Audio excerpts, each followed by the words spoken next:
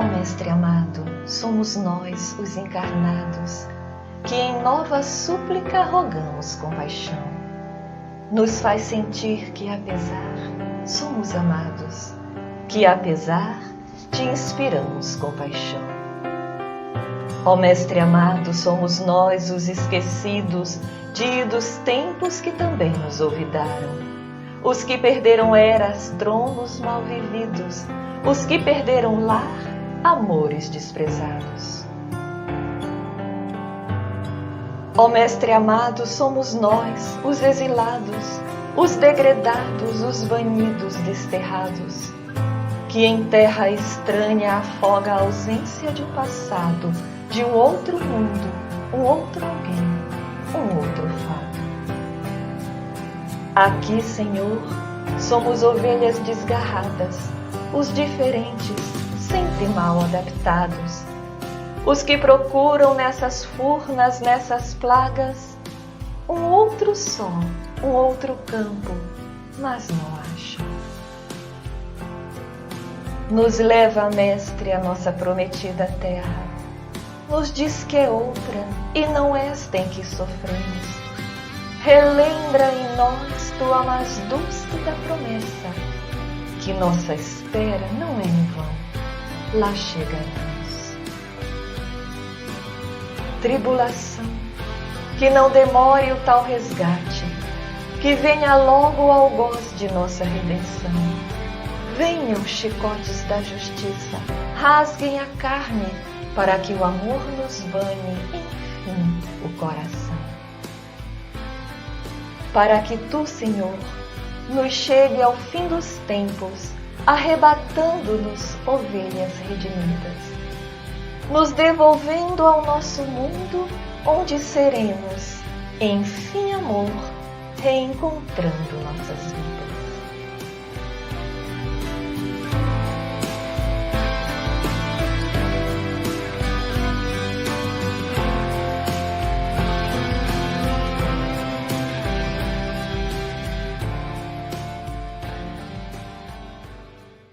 Para quem está chegando hoje nesta nossa live e não assistiu às anteriores, o nosso propósito aqui é fazer uma apresentação espírita de princípios que existem dentro das obras de Moisés, no chamado Pentateuco Mosaico.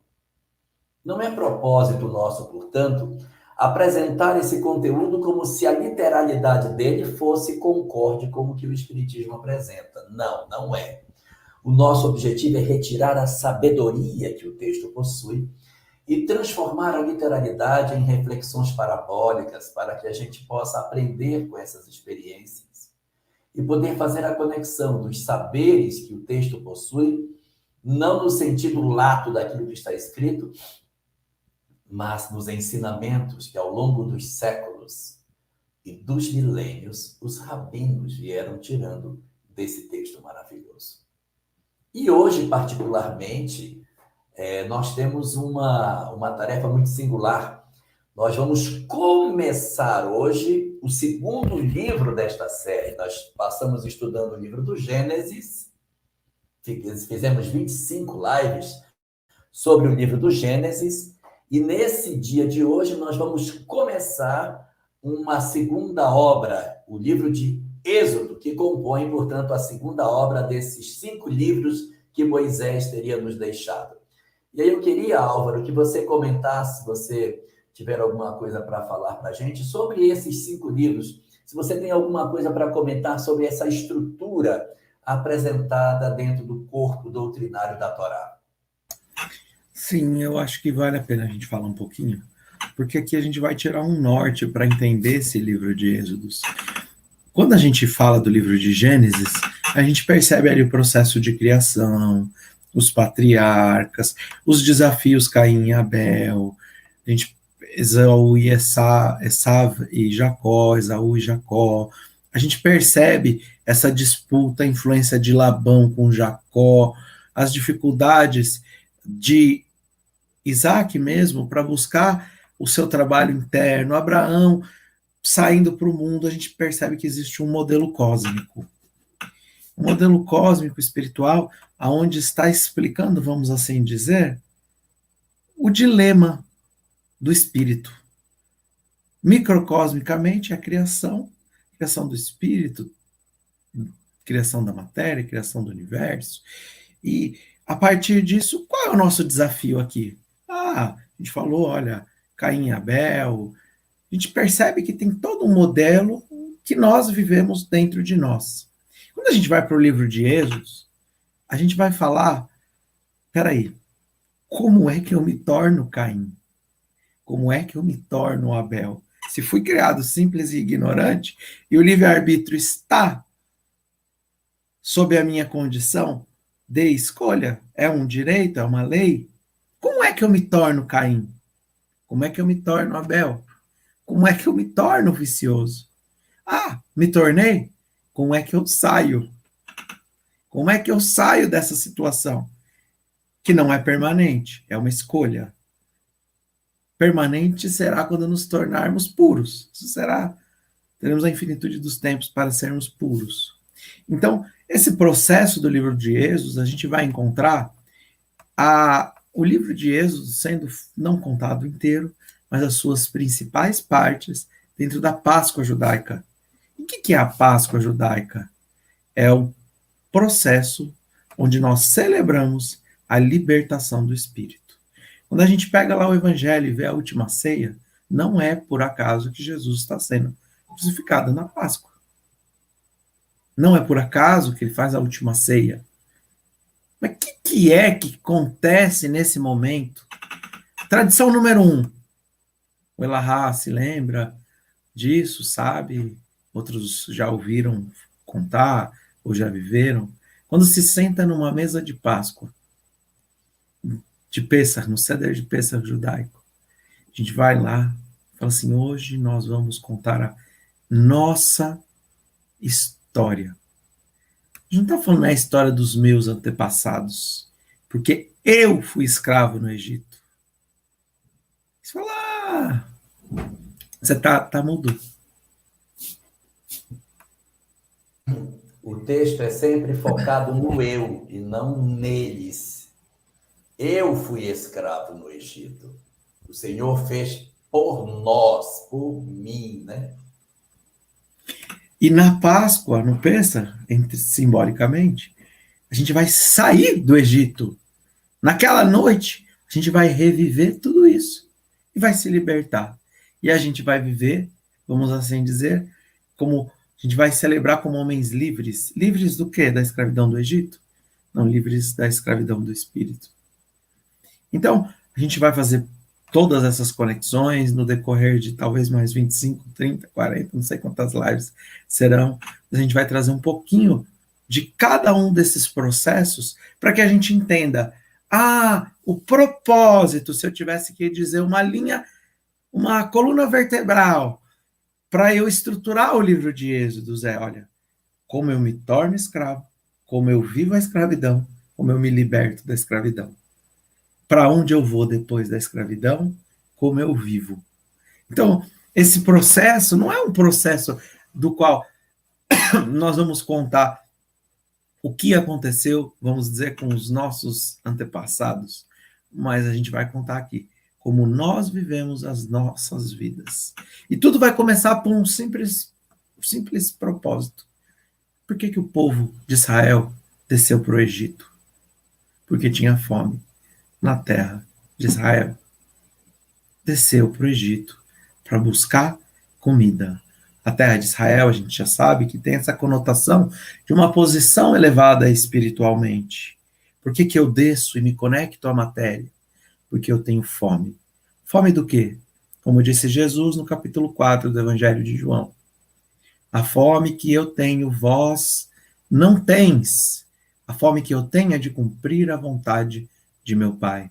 A fome que nós vivemos ainda, maior parte de nós, no íntimo de nossos corações, ou talvez um misto disso, de luz e trevas, é a fome de completar os requisitos do mundo material. A gente tem fome, não daquilo que sacia o espírito, mas a gente ainda tem fome de ilusões, fome de paixões. E toda vez que a gente vive essa fome, a gente desce para o nosso Egito. E descer para o Egito, tudo bem. O propósito não é que nos tornemos escravos. O propósito era que fôssemos como Yosef e nos tornássemos governadores do nosso próprio Egito. Ou seja, eu controlar todos aqueles aspectos das paixões, da materialidade, das ilusões, eu ser o governador disso. Eu ser como filho de os filhos, Efraim e Menassés, e lá eu resisti viver. Mas o que a gente vai ver que acontece aqui com o povo de Israel? O povo de Israel se multiplica no Egito. E o Egito se multiplica no povo de Israel.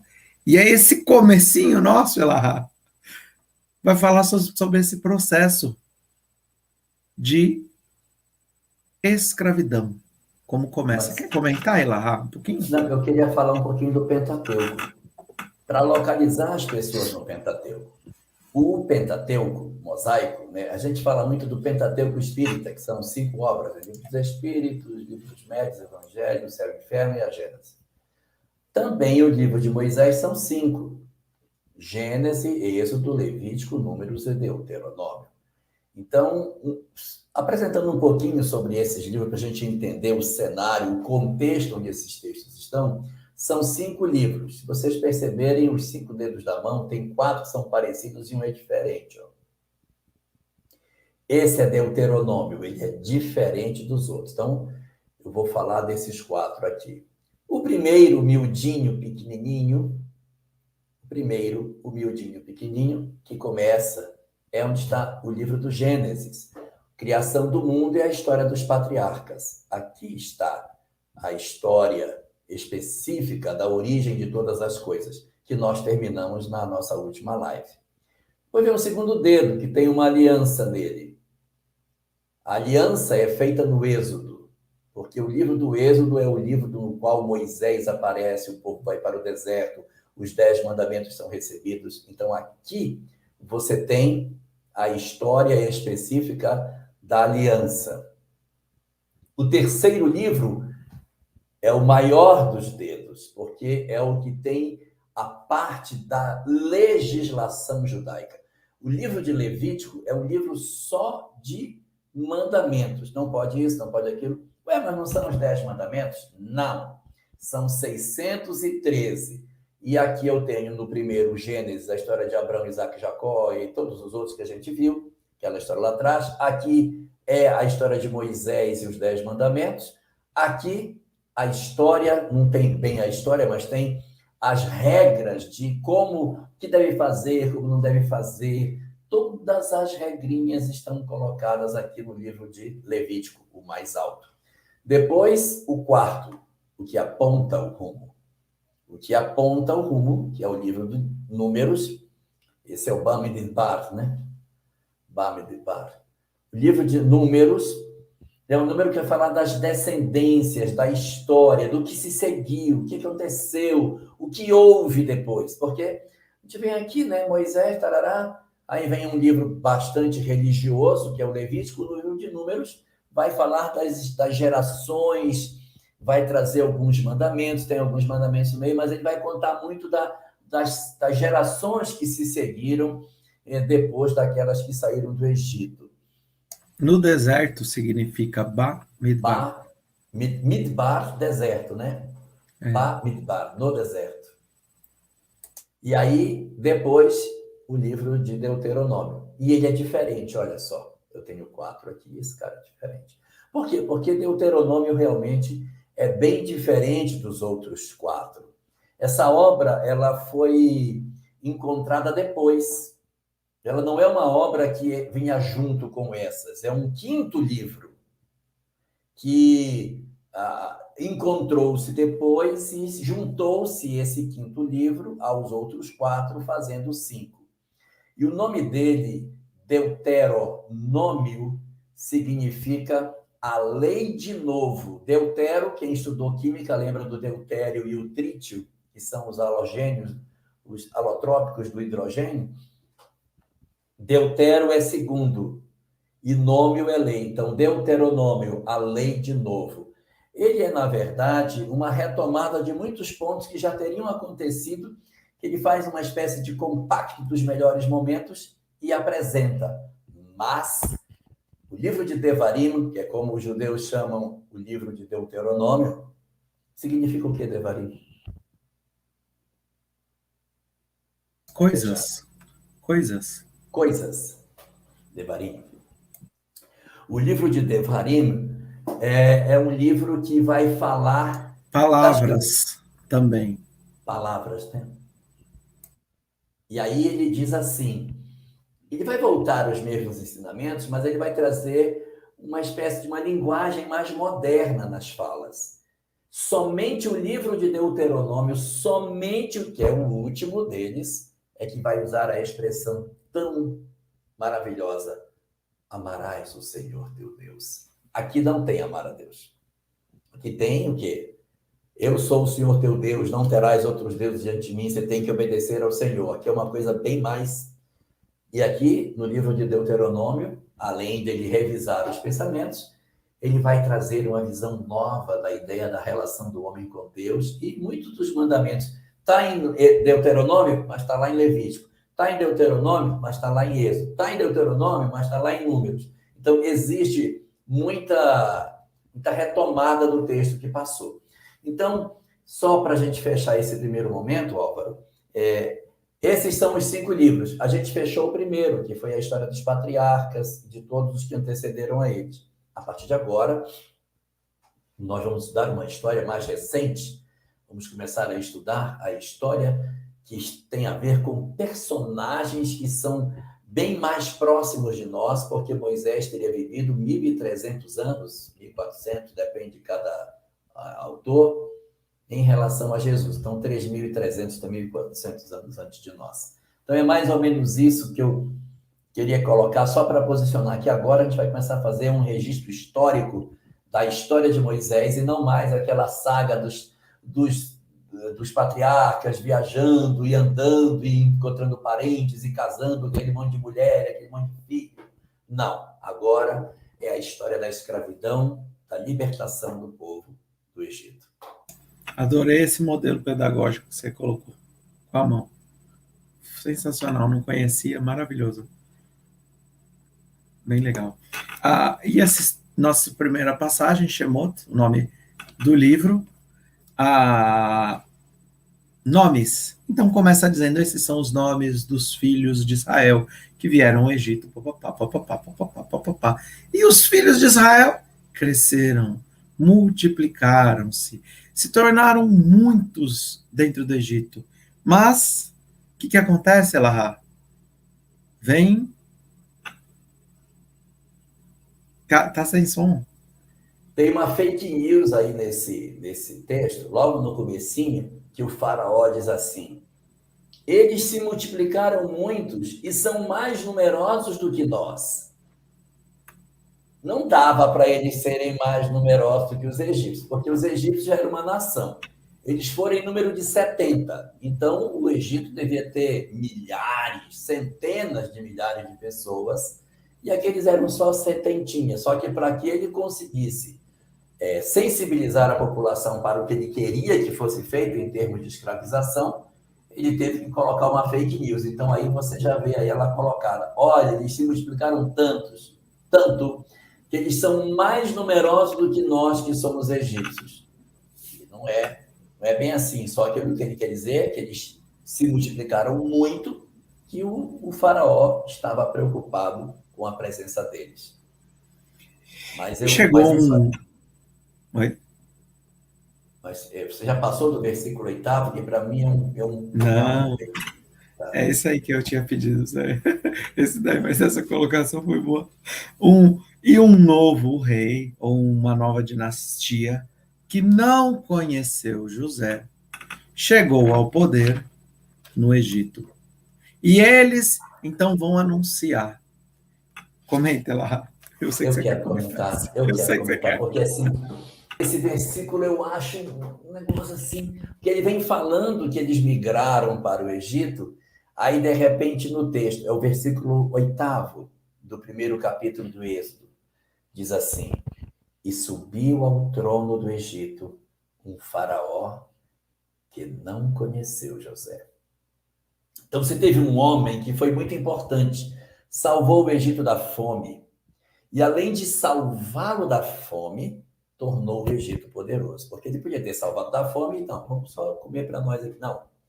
Vamos vender isso e vamos ganhar dinheiro. Então, quando é aquela coisa da oportunidade, né? Crise gera oportunidade. Percebendo que ia ter a fome, ele tornou o Egito muito poderoso, porque ele guardou 20% de tudo que era produzido nos anos de fartura, e depois, quando veio o período de estiagem, de seca, todo mundo pôde comer, e ele ainda comercializou e ficou rico.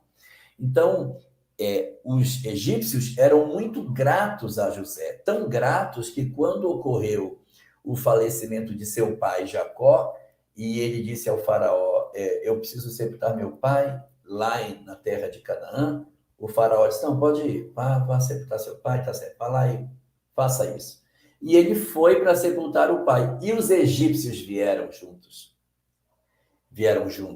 e choraram, prantearam a morte do pai de José.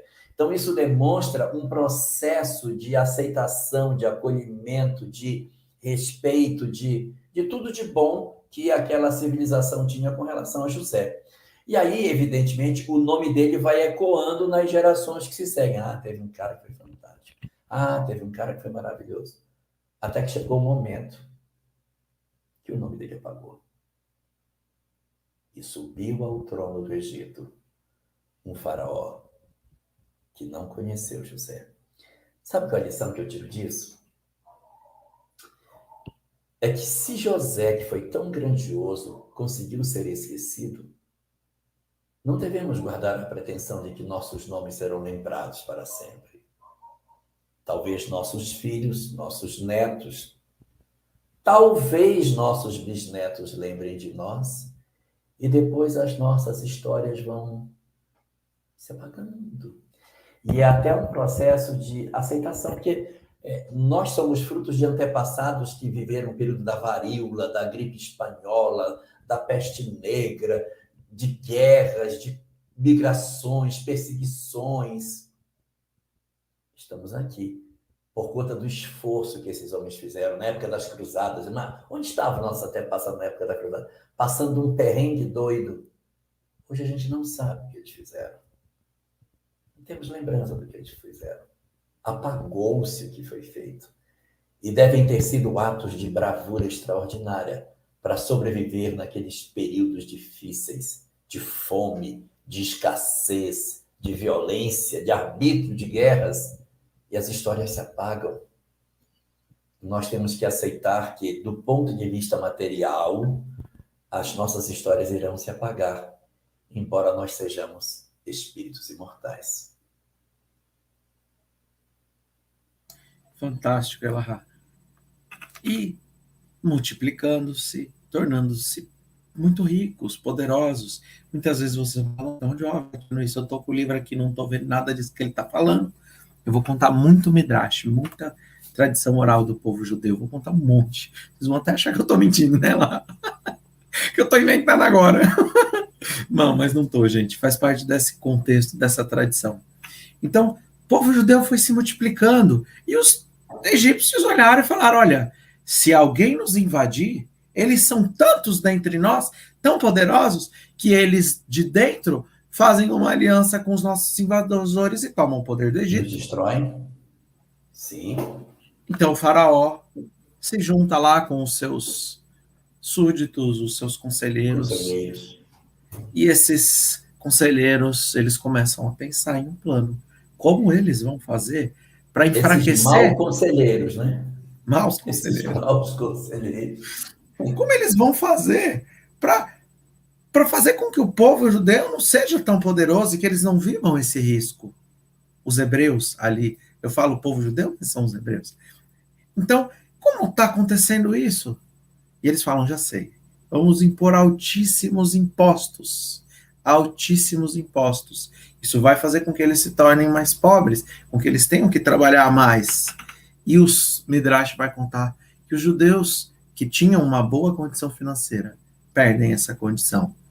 E eles precisavam trabalhar porque eles queriam ser como os egípcios, ou melhor, nós queríamos, vou falar como nós, queríamos ser como os egípcios, nós queríamos viver no Egito, the Egyptian way of life, the American way of life, the Egyptian way of life.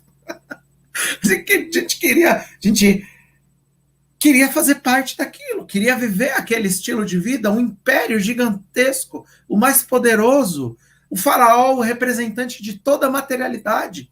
Seria como se eu colocasse assim, o materialismo puro é o faraó. Do ponto de vista do livro de Êxodos, aqui o que a gente está vendo. E a gente queria fazer parte disso. E os impostos aumentam, a população empobrece. E o faraó tem uma outra ideia com seus conselheiros. Ele fala assim, já sei. Nós temos os campos de trabalho, que existem discussões aonde eram, nós vamos oferecer grandes somas de dinheiro para que os hebreus possam ir lá trabalhar. E os faraó manda os seus mensageiros. E os mensageiros desse faraó estão por todos os lugares em nossa vida. Eu ainda não vou explicar o que eu estou contando. Depois eu volto explicando. Os mensageiros espalham que o faraó pagaria 1 moeda de ouro para cada tijolo de argamassa sentado. Quantos blocos vão numa... Não vamos colocar nem uma pirâmide. 1 moeda de ouro. Eu costumo brincar quando estou contando isso, que se tivessem oferecido hoje, nem eu estava aqui, eu estava sentando no bloco lá. Claro. 1 moeda de ouro. Mas o povo hebreu, desconfiado, falou, vamos lá ver.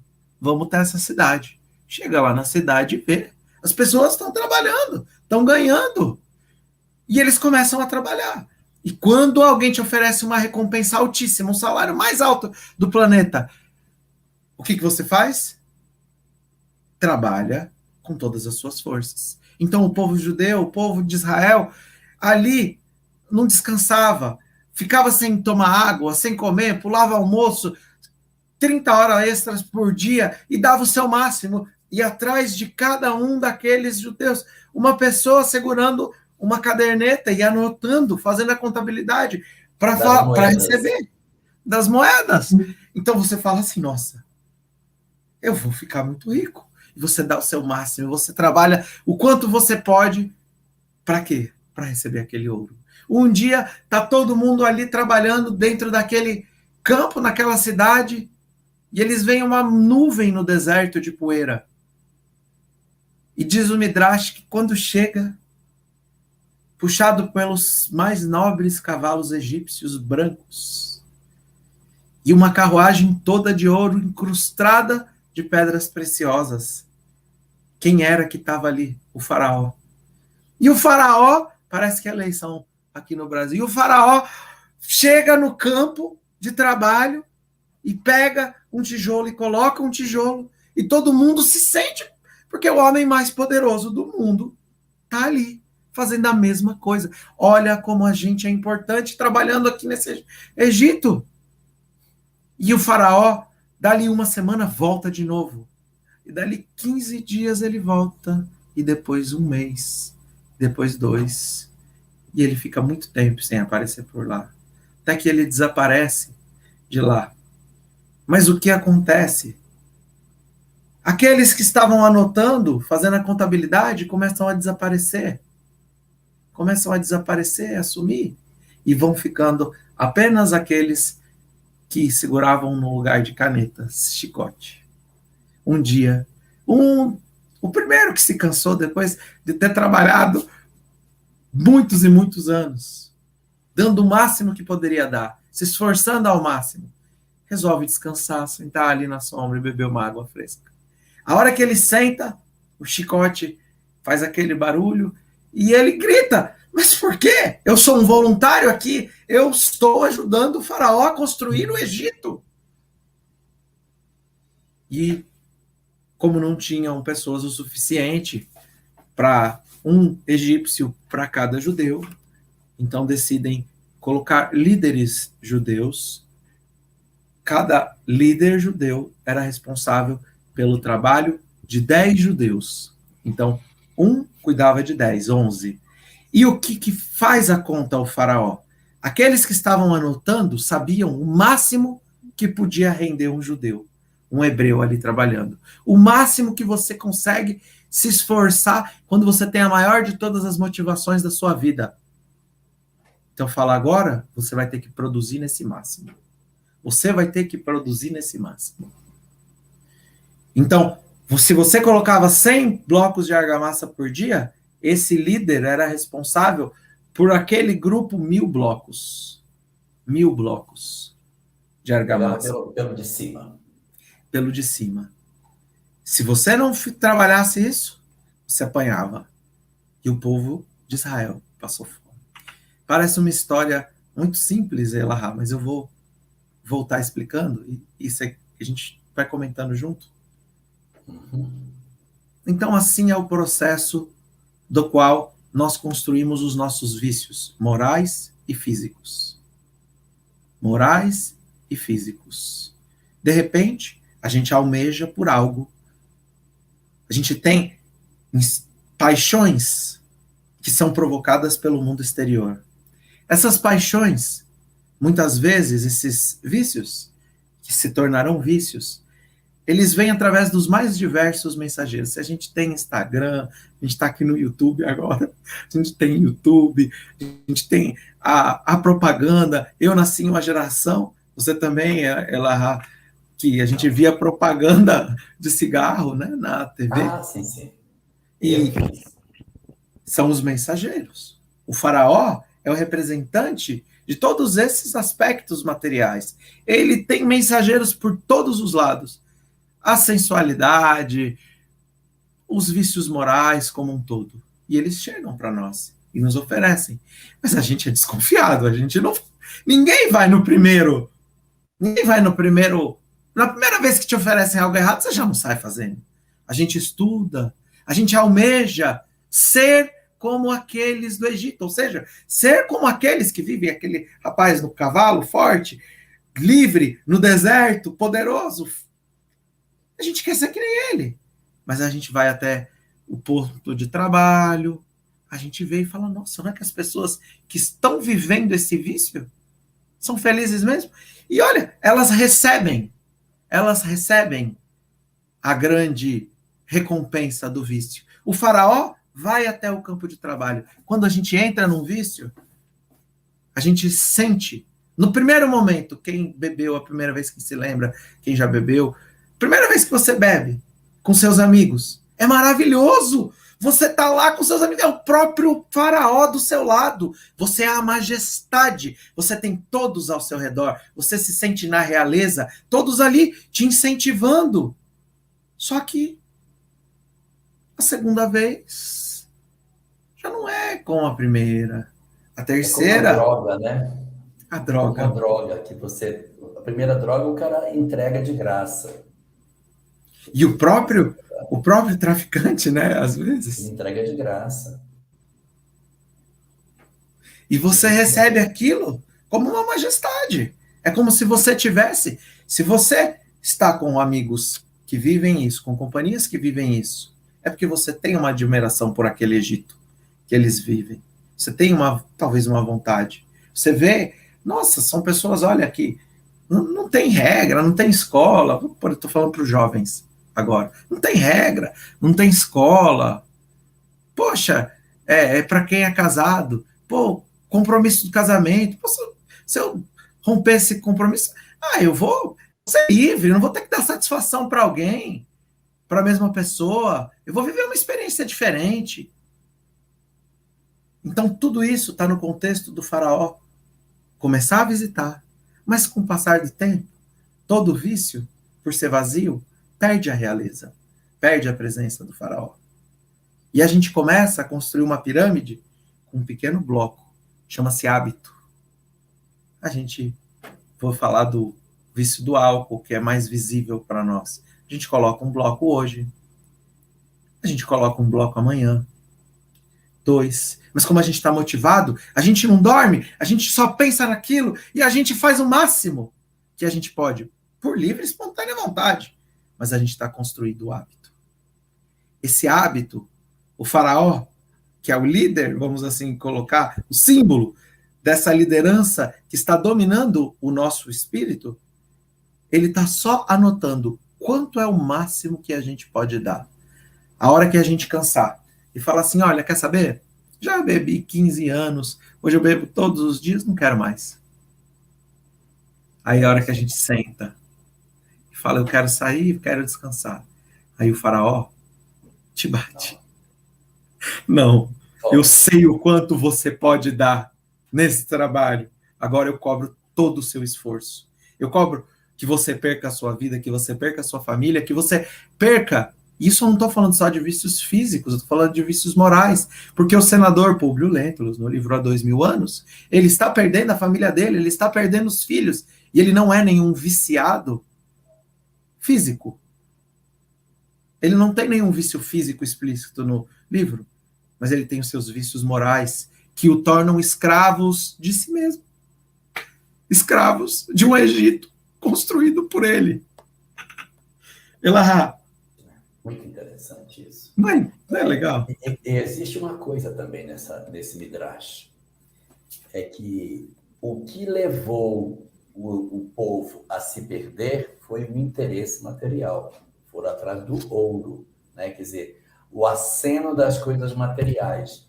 Se eu realmente tivesse me fixado naquilo que os patriarcas haviam deixado como lição, eu não teria me seduzido pelo ouro.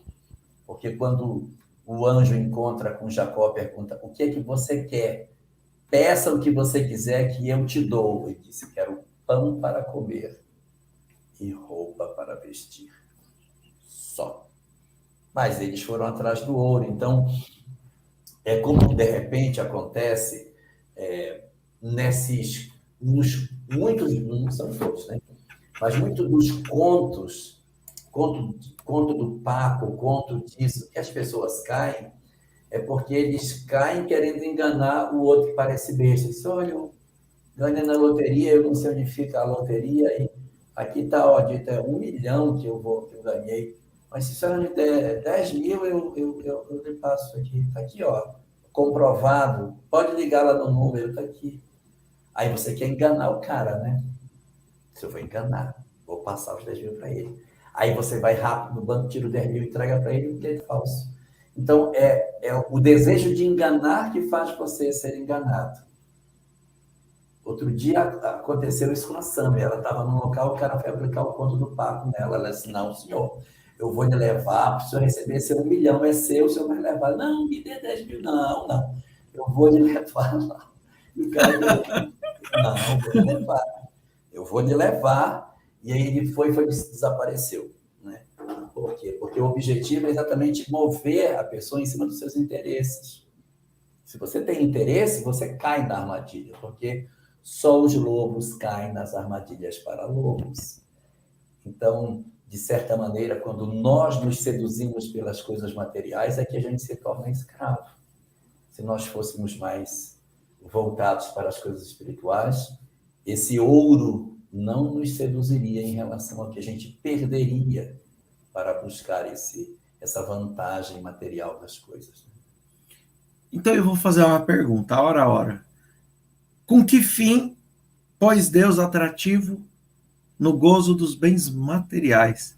Já ouviu essa pergunta lá antes? Sim, tá de concentração. 712 do Livro dos Espíritos. Qual que é o propósito disso? Por que Deus coloca esse desafio? Então, falando dos bens materiais aqui, de um Egito efetivamente material na minha vida, os Espíritos respondem para instigar o homem ao cumprimento da sua missão e para experimentá-lo por meio da tentação. É porque se não tivesse atrativo, ninguém se moveria. Só que você tem que se mover com a racionalidade. Até aqui é saudável. Daqui para frente é prejudicial. Porque, evidentemente, existe dentro da vida um nível de busca das coisas materiais que são plenamente satisfatórios. A questão 922 diz aí que para que a gente alcance a felicidade são 3 condições. A posse do necessário, consciência tranquila, a fé no futuro. O que é a posse do necessário? A posse do necessário é a posse do necessário.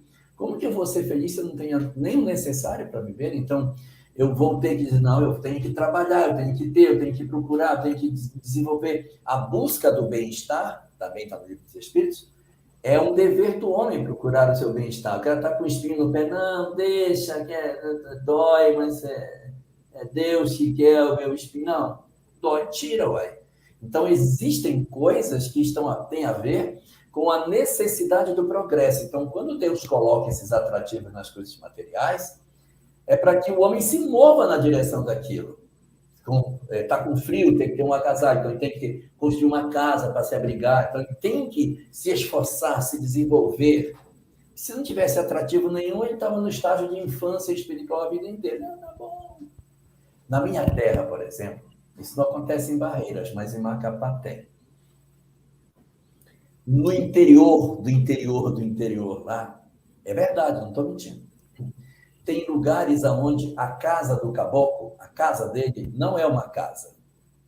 Ele faz apenas uma parede de palha bem alta, no sentido que bate a chuva. Então, ele faz uma parede alta, a chuva bate aqui e não molha. E ele mora aqui, ó, do lado dessa parede. Não tem cobertura. Floresta, né? Então, tem sombra de árvore, ele fica por ali. Tá bom. Faz só uma parede, não faz nem duas, só uma parede do lado da chuva e se abriga do outro lado.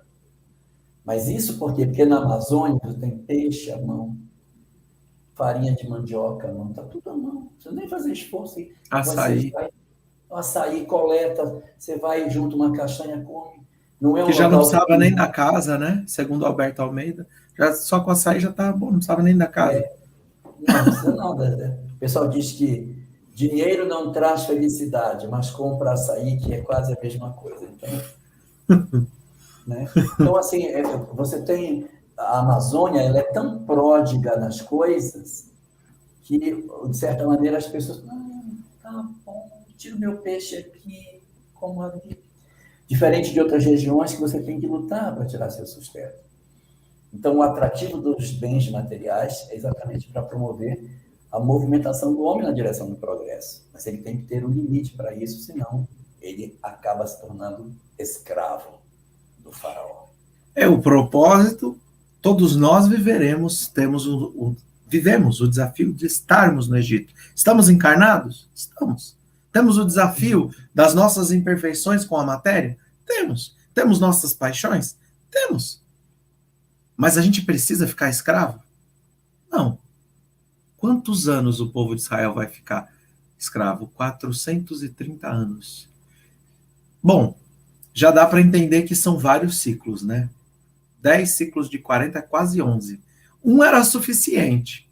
Dava para aprender na primeira dor. Mas a gente encarna, reencarna e volta para o mesmo vício, e para o mesmo vício, 400 anos. Não é à toa que esse número foi colocado. Isso foi dito para Abraão, lá no livro de Gênesis, se eu não me engano, o capítulo 18.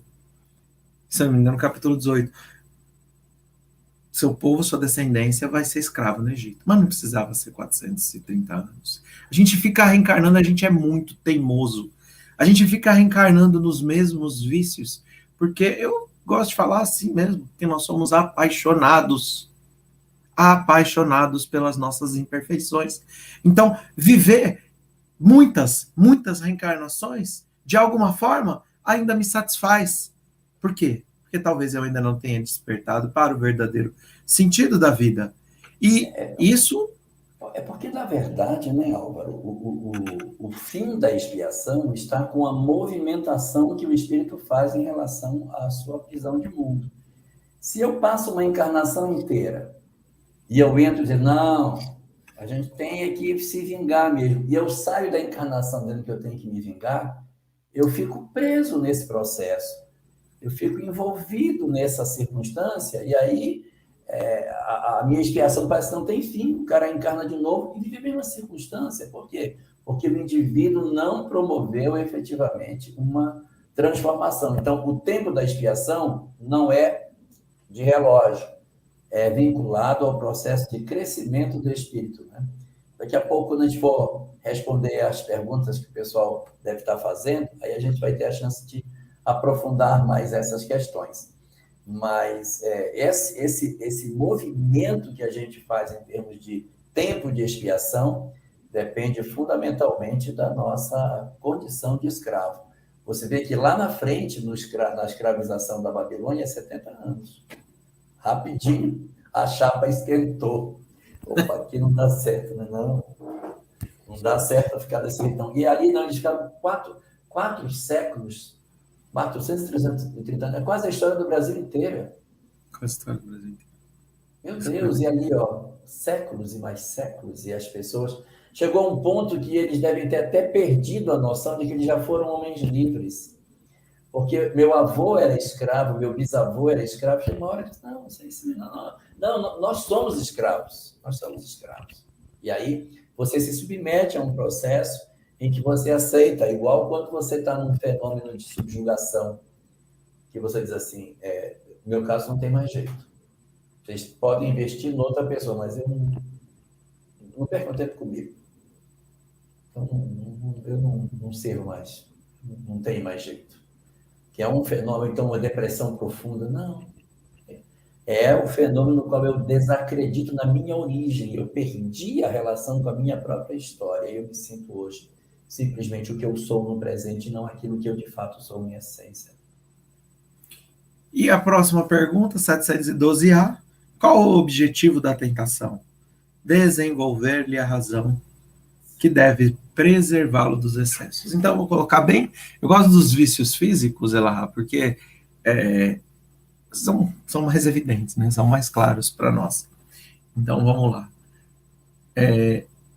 A gente tem o desafio, eu tenho a imperfeição dentro de mim, encontro no mundo material esse, vamos dizer, o faraó oferecendo esse ouro, oferecendo a majestade para, vamos dizer, entre aspas, saciar aquele desejo íntimo. Não tem saciedade, porque a gente sabe que beber água do mar só dá mais sede.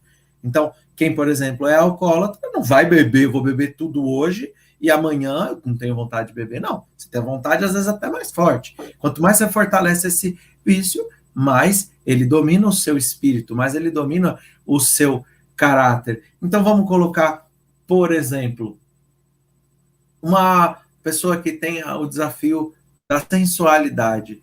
Então, se depara com alguém muito, muito, muito bela, muito belo, que faz com que a pessoa, por exemplo, estando comprometida, queira buscar outra relação. Essa paixão ser descontrolada, essa imperfeição, é natural que ocorra. Mas o que cabe à pessoa fazer? O estímulo exterior, diz Emmanuel, no livro Pensamento e Vida, plasma a sua atmosfera psíquica. Bom, tive o estímulo exterior, plasmou. Cabe eu raciocinar, e à medida que eu raciocínio, o meu pensamento também é plasmado e pode criar, ou não, à medida que eu me esforço no meu raciocínio, a mudança dessa atmosfera psíquica. A minha atmosfera psíquica vai fazer com que eu seja influenciado, mais influenciado ou menos influenciado, a seguir naquela ideia. Então, a tentação, ela existe para que você caia? Não. Ela existe para que você controle, desenvolva, como um músculo. Você aprende a canalizar aquela energia, você se fortalece diante daquela fragilidade. Através das provas, através das tentações. Você impõe esforço, escolhe através do seu livre-arbítrio como se comportar, e você vai caminhando, progredindo. Mas então, as paixões são sempre más? Não. Existiu. Marco Prisco fala sobre a questão das paixões no seu livro, dizendo que a paixão é como se fosse um cavalo que corre no campo. O cavalo não necessariamente está correndo fazendo uma coisa errada, ele pode estar correndo para levar alguém que salva outra pessoa. Então, existem as paixões que estão relacionadas com o processo de busca, a pessoa ser apaixonada por algo, né? Que aquilo vai levá-la a pessoa tem paixão por pintura, tem paixão pela dança, paixão pela literatura. Então, há paixões que são bem interessantes nesse processo. Que decuplicam, né? São alavancas para que você possa desempenhar da melhor forma possível. O problema é que você falou, né? É montar cavalo selvagem. É isso. Que aí ele te leva para... Você conhece a definição de paixão do Alberto Almeida? Não. Paixão é paixão. Ah. É paixão. Paixão. Sim, interessante, né? A gente percebe que isso vive dentro de nós, isso está em natura, isso está no nosso estado de espírito, assim como um instinto, de maneira não raciocinada, desafiando o nosso espírito, mas cabe a nós esse condicionamento através da razão para que a gente busque a evolução, para que a gente consiga caminhar dentro desse processo, dentro de todo esse processo, onde vai ser necessário uma interferência externa. E a gente tem, Elahá, quando a gente está em ciclos assim, extremamente viciosos moralmente, vícios, pode ser vícios físicos, a gente tem missionários que aparecem em nossa vida. Sim, e que nos convidam. Tem, né? Sempre tem alguém que vem te alertar. Às vezes a gente já tem esse indivíduo dentro da família, né? Que é uma pessoa que já foi colocado dentro do nosso processo reencarnatório para ser aquele arrimo espiritual. Só que nós nem sempre damos ouvido para esse companheiro que tem essa responsabilidade de dizer, vai por aí. Isso não é bom. Esse caminho não é bom para você. Né? E é o que vai acontecer aqui. Dentro desse modelo cósmico, onde a gente entendeu o faraó como um líder, onde busca a atração para a materialidade, onde a gente encontra uma vontade, uma ânsia do espírito em se conectar a Deus, vai aparecer um missionário aqui, dentro dessa história, no livro de Êxodos, que vai caminhar com a gente esse livro todinho, próximo. Ele vai caminhar até o final da Torá, quase, com a gente, que é quem? Até o livro de Bamidbar, Números, que é quem? Moisés. Ele vai nascer com uma consciência indicando o caminho de libertação, indicando sempre, buscando trazer o caminho de libertação do espírito para com todos esses vícios. Então, dentro da nossa vida, a gente encontra, às vezes, um pai, encontra uma mãe, a gente encontra, eu que tenho amizade, sempre falo do pastor Milton, né? Às vezes, até os pais abandonaram o filho, às vezes não tem, mas você tem um pastor, um espírita, um missionário naquele momento que convida a sair daquele processo vicioso, às vezes de muitos séculos, onde a pessoa já não tem mais experiência, porque como ela falou, o meu tataravô já era escravo. Já perdi. Já perdi. E a gente vai encontrar Moisés aqui representando a consciência, representando essa vontade de se conectar a Deus e de se libertar. Em algum momento, aquela consciência que se encontra, aquele espírito que se encontra no processo vicioso, ele encontra um auxílio, uma ajuda e consegue se libertar. Esse é o começo da nossa história, né, Elahá? Hoje a gente falou só um pouquinho dos vícios, do processo de como é formado o vício. A gente falou de vício físico, mas isso serve para vício, por exemplo, maledicência. Cadê as nossas perguntas, Denise? Temos perguntas?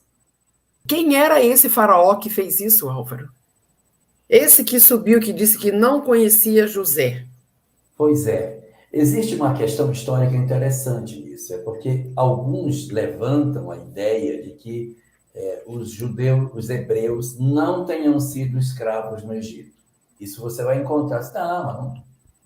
Os hebreus não foram escravos. Não tem registro histórico disso. Mas tem.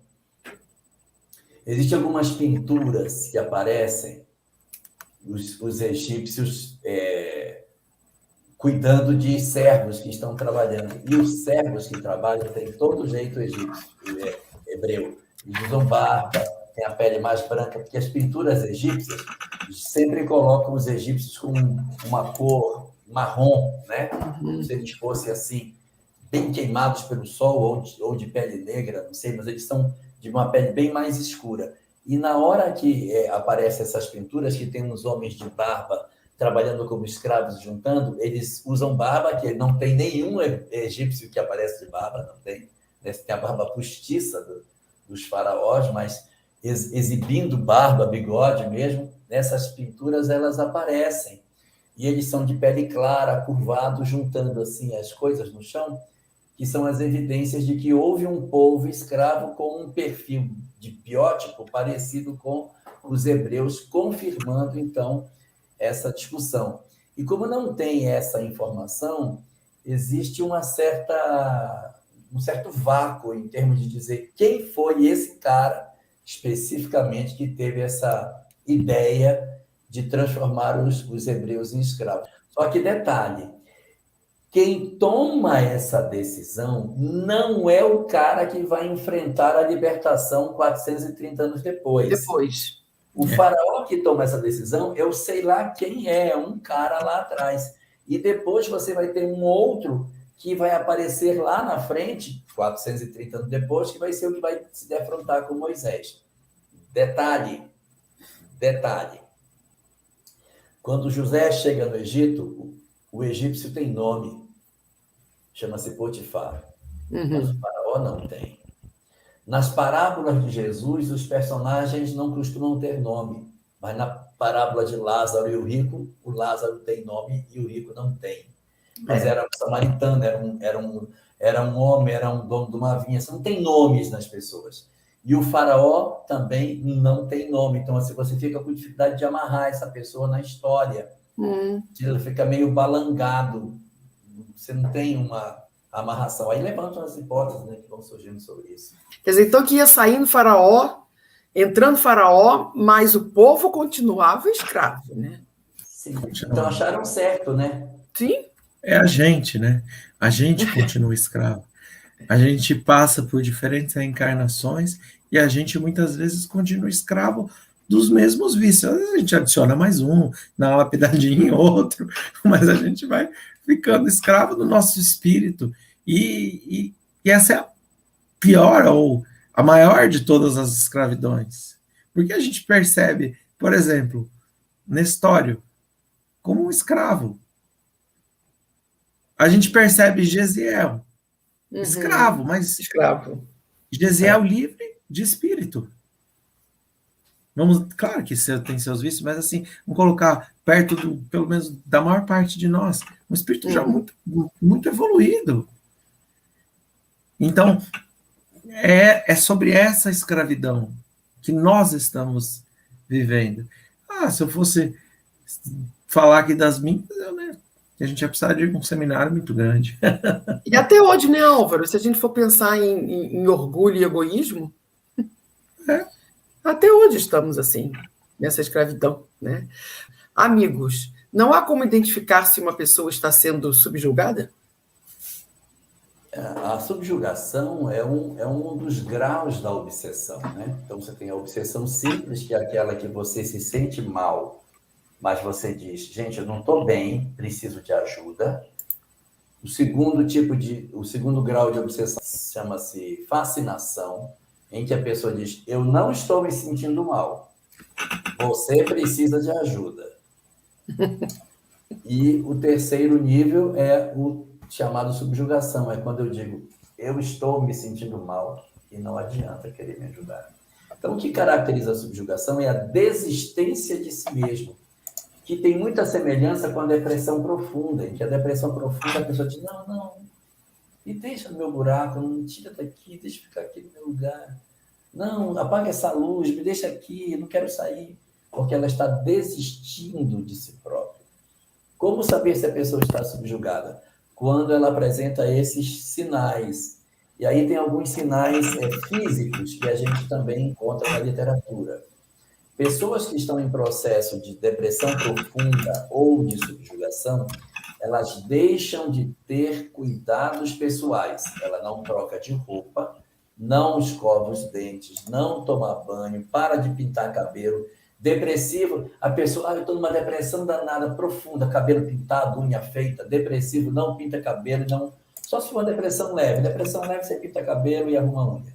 Mas entrou numa depressão moderada ou profunda, não pinta cabelo, não pinta as unhas, não troca de roupa, não toma banho, se alimenta pessimamente, não tem mais cuidados pessoais, não tem mais, a pessoa vai se acabando toda, vai ficando toda sem cuidados. Então, um indicativo do processo de subjugação é essa característica, salvo se for uma perturbação de subjugação sexual, que aí a pessoa se pinta, se arruma porque se prostitui, vai para a noite, totalmente consumida pela promiscuidade, ela nem se percebe que ela é uma caricatura daquilo que ela seria.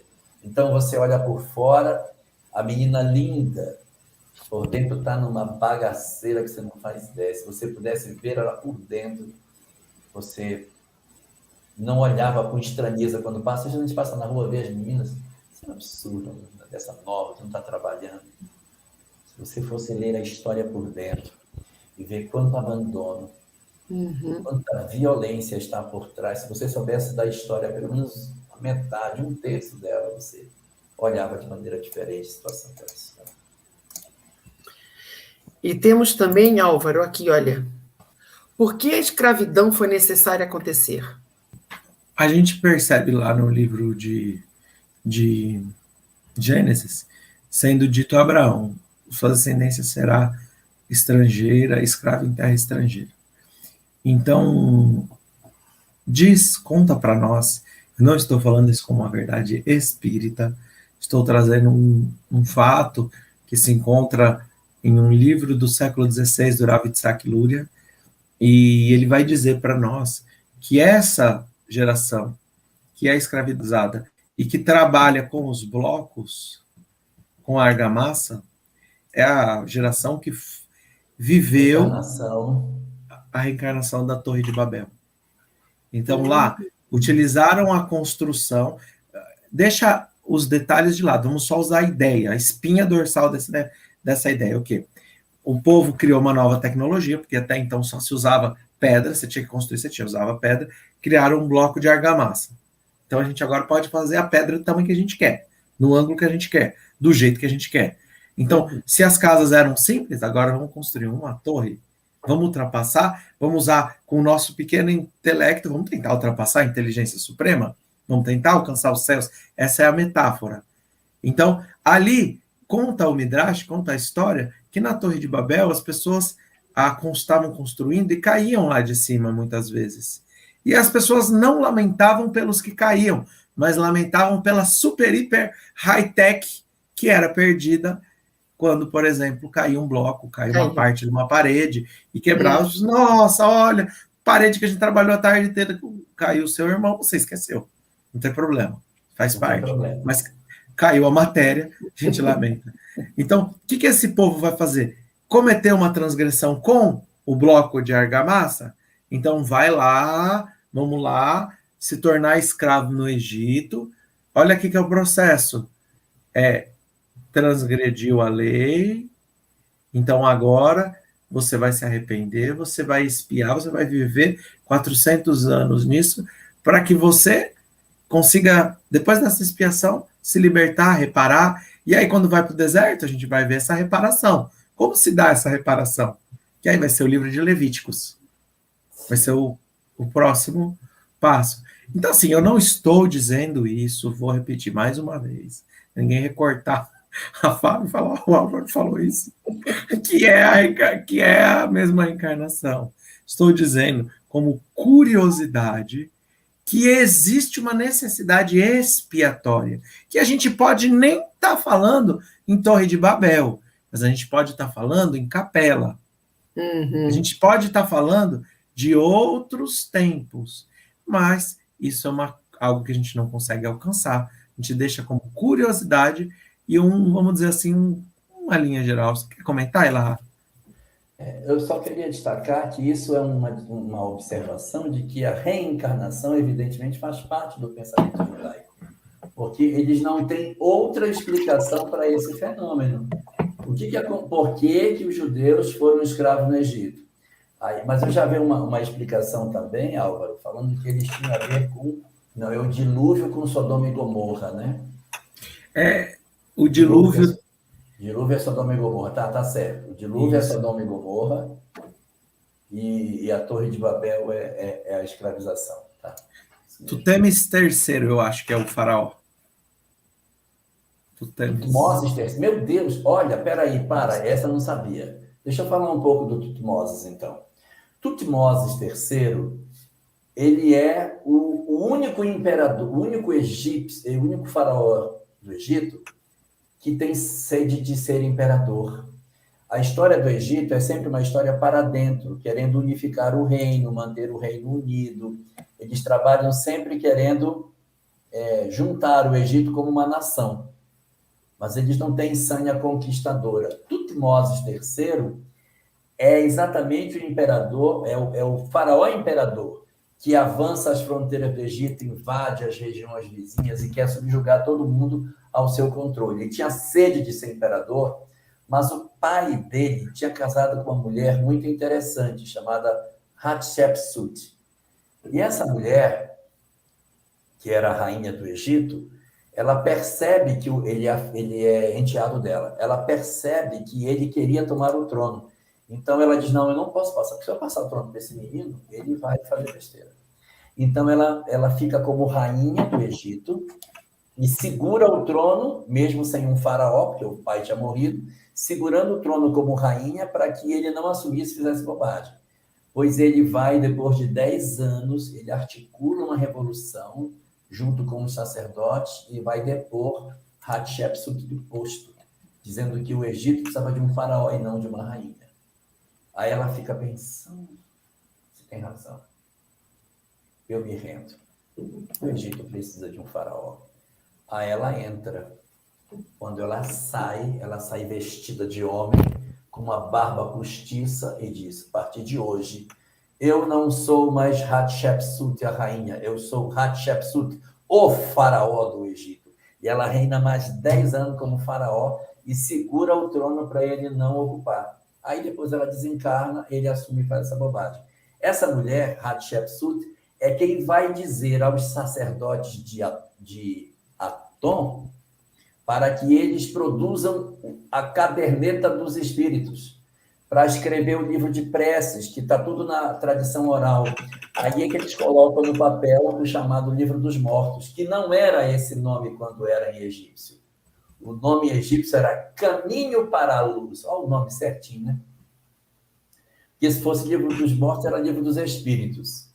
E aí, Hatshepsut vai construir essa história do Livro dos Mortos, que era colocado do lado do morto para que ele lesse depois da morte, para saber o que ele tem que fazer. Aí os caras abriam o sarcófago, viam sempre o livro do lado do morto, e aí, em vez de ser chamado de Caminho para a Luz, pegou o nome de Livro do Morto, Livro dos Mortos. A gente hoje conhece como Livro dos Mortos. Mas foi ela, Hatshepsut, que provocou a construção primeira da colocação em papel dessas tradições orais. E o enteado dela é esse cara aí. Tem uma obra, eu acho que é do Hermínio Miranda, se eu não me engano é dele, que traz a seguinte hipótese, a gente não pode dizer que isso é Arquivos verdade. Psíquicos do Egito Antigo. Não, é outra. É outra. Ele diz que Tutmosis III reencarnou como Alexandre o Grande, mesmo desejo imperialista, que reencarna como César e que reencarna como Napoleão. Então, ele diz que esse é a mesmo, mas isso é a hipótese que ele levanta. Ele faz um perfil psicológico e diz que é o mesmo espírito. Então, esse Tutmosis, acho que esse cara deu trabalho, hein? Porque, meu Deus do céu. Que coragem a dela, né? Muito corajosa. Muito corajosa. Muito corajosa. Quando Jesus disse, deixe no altar tua oferta e vá se reconciliar com teu irmão, por que deixar a oferta? Para ter um motivo para voltar? E depois o versículo continua, e depois você volta aqui e traz a sua oferta. Então, está lá no capítulo 5 de Mateus. Então, vou explicar isso daí. Isso tem a ver com Corban, com os sacrifícios que eram levados ao templo no dia de Yom Kippur. Por quê?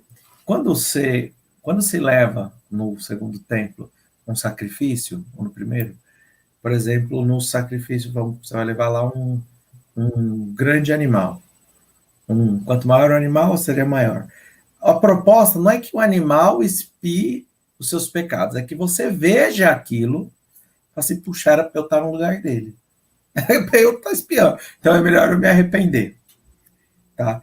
Só que o sacrifício do Yom Kippur, do dia do perdão, que é o momento, os 10 dias que antecedem, são a Aseret Emet Shuvah, são 10 dias onde a gente fala, você trabalha o arrependimento dentro do seu coração, que é do ano novo judaico até esse 10º dia, você precisa de alcançar um arrependimento sincero para que você seja selado no livro da vida. Isso é o que diz um pouco o judaísmo. Só que é o seguinte, o sacrifício que você leva não é para o seu pecado com o próximo, mas apenas com Deus. Isso é uma coisa muito bonita. É. Deixa eu falar sobre isso, que é muito legal. A minha mãe sempre dizia isso, sabe? Tadinha, que ela não desencarnou isso. O cristianismo, ela é judia, né? Então ela puxa a brasa para a sardinha dela. O cristianismo diz assim, você fez uma coisa errada para o seu próximo, aí vai lá na igreja e aí você reza não sei o quê e resolve. No judaísmo, não. O que você fez para Deus, você pede perdão a Deus, Deus perdoa só o que fez a ele. Mas o que você fez a seu próximo, Deus não perdoa. Você tem que ir lá no seu próximo pedir perdão para ele, porque essa questão é entre você e o seu próximo. Interessante, né? Então, sim, nessa leitura do judaísmo, não há essa ideia que às vezes a gente encontra em alguns segmentos cristãos em que você pede perdão a Deus pelo que fez ao outro. Né? Então, é isso daí. Então, você não vai levar lá no altar. Antes de levar, se perdoa com teu irmão. Vai lá, isso que ela falou. Pede desculpa. Depois você volta e traz você não pode estar com o teu coração repleto de ódio, repleto de mágoa, para querer se conectar com Deus. É nesse sentido. Podemos dizer que essa problemática da escolha pelo ouro é a mesma em essência que aconteceu no livro de Gênesis, quando escolhemos retirar a árvore de vidas do centro e seguirmos a nossa vontade? Então, é legal você falar um pouquinho desse ouro aí. Porque, olha, o povo queria as moedas de ouro. Só que, ao mesmo tempo, quando a gente estiver lá na frente, depois das 10 pragas, quando a gente estiver na Páscoa mesmo, a gente vai ver que o povo sai muito rico do Egito. E isso é dito lá no livro de Gênesis para Abraão. Fala, ó, seu povo vai ser escravo, vai sair com grandes riquezas. Aí fala assim, mas que riquezas são essas? Essas são as riquezas que são patrimônio da humanidade. Nós estamos aqui 3.300 anos depois, 3.000 anos depois, estudando e usando esse modelo que foi utilizado por Jesus para demonstrar o processo de libertação do espírito. Ou seja, você vai passar por todas as dores, por todo o sofrimento, por todas as dificuldades, porque você buscou o ouro da terra. Mas quando você se libertar, você vai sair com ouro, com a verdadeira riqueza espiritual. Então, esse negócio do ouro, hora coloca o ouro de um jeito, hora coloca o ouro do outro, e a gente vê os dois sentidos. A sentido não respondi a pergunta, mas eu queria colocar isso. É como acontece com os alquimistas, né? O que queriam os alquimistas? Os alquimistas queriam transformar ferro em ouro. Então, eles não eram perseguidos porque eles queriam transformar ferro em ouro e estava todo mundo querendo que a pessoa conseguisse transformar ferro em ouro. Mas isso não era a verdade. Eles não queriam transformar ferro em ouro. Eles queriam transformar o coração de ferro num coração de ouro. Eles estavam atrás de conhecimentos espirituais, mas eles escondiam os seus estudos metapsíquicos, espirituais, e sei lá, metafísicos, como mais queira dizer, atrás dessa informação falsa. O que você faz? Seu trabalho para transformar água, ferro em ouro. Ah, alquimista, legal. Mas o verdadeiro alquimista estava mergulhado nas histórias do espírito. Aí ficavam recolhidos da sociedade, naqueles laboratórios, estudando, mas o que eles estavam estudando? As verdades espirituais que nunca morrem, essas que a gente está aqui comentando, e que eles tinham essa visão, né? Eles tinham um saber. E se a gente pegar um pedaço de bronze, por exemplo, que tem a cor do ouro, principalmente quando polido, der um banhozinho de ouro, vai fazer uma bijuteria, né? Vai fazer uma Tá bijuteria. falando do gemólogo? Daqui uns meses, talvez, vai depender do banho, né? De ouro, ela vai oxidar. Ela vai oxidar. Sim. O ouro não oxida. Eu sei a história da Aliança de Lahá. Mostra pra gente, Lahá. Ó. Quantos anos no dedo? 39.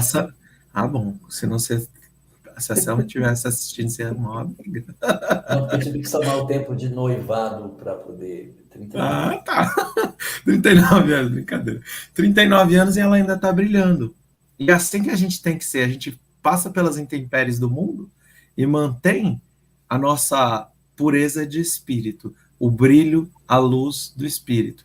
A gente não se oxida, não faz com que o mundo entre, com que o Egito entre em nós. A gente passa pelo Egito, como passou José, mas ele mantém-se brilhando, sem oxidar com o tempo. Interessante isso, né? Nem a prata sobrevive à oxidação. A prata você tem que depois polir. Sim. Alguém sabe dizer sobre aquele faraó da época de Moisés? Acho que nós chegaremos lá ainda, né? Tem vários, né? Tem várias possibilidades. Várias hipóteses. O nome dele também não aparece. Algum livro que fale sobre a vida posterior daquele faraó? Se continuou com o coração endurecido? Deve estar ajudando a gente já no plano espiritual.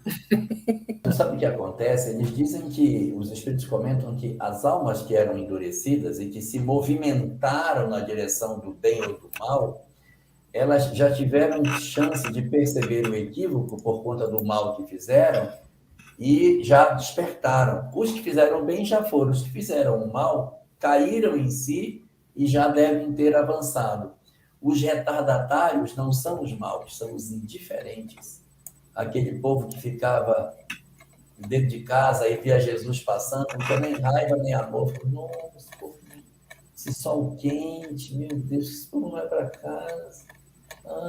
Esses é que não são mornos, é que são os mais lentos nesse processo de crescimento espiritual.